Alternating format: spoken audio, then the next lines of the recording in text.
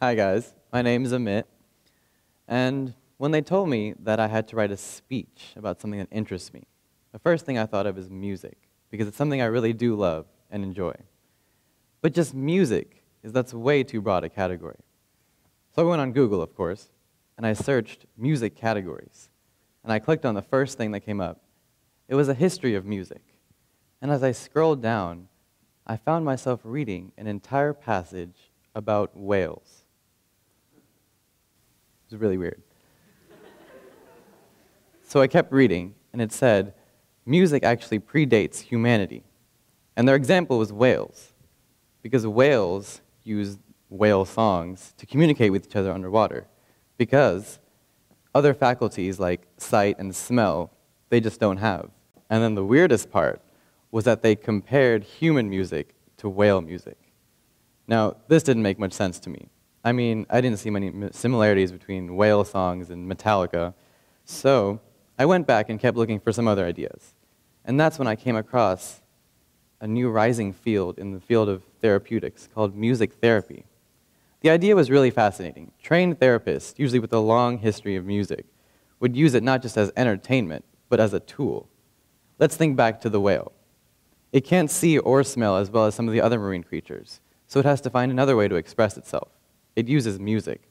The same thing can be applied to people with mental disabilities, psychological disorders, Alzheimer's, depression, trauma, and many more.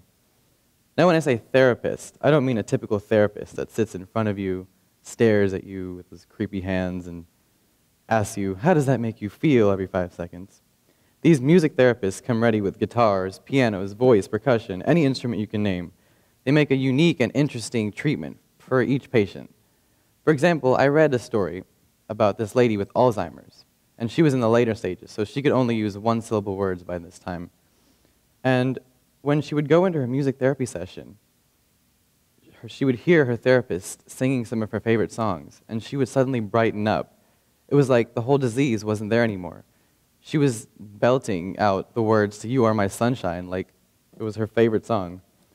The music would completely transform her from a senile Alzheimer's patient to the bright and cheery woman that she actually was. So how does this work? Typical brain functions like memory and language skills are stored in certain parts of the brain.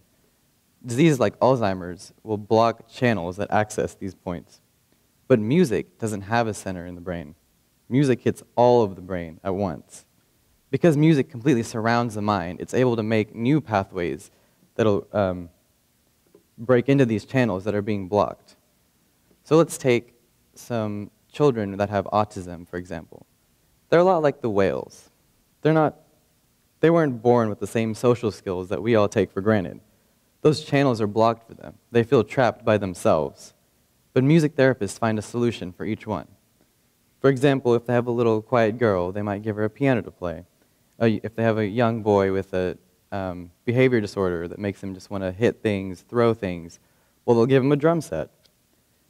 What they do is they give these children a way to communicate, their own whale song. The music will surround their brains, first of all, with good sounds that activate those positive endorphins, but it also, having to make the music, will give them that focus that they need to express themselves better.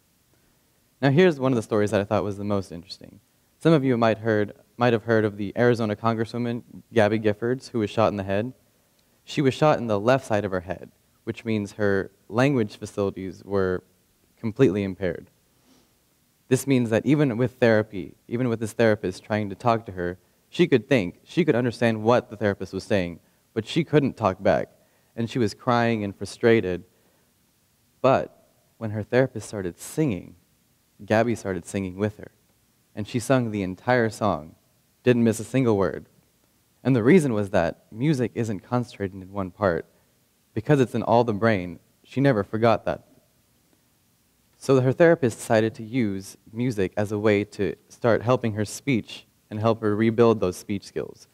And because of those pathways that the music was creating, scientists found out that her brain was actually able to recreate that lost linguistic center on the right side of her brain.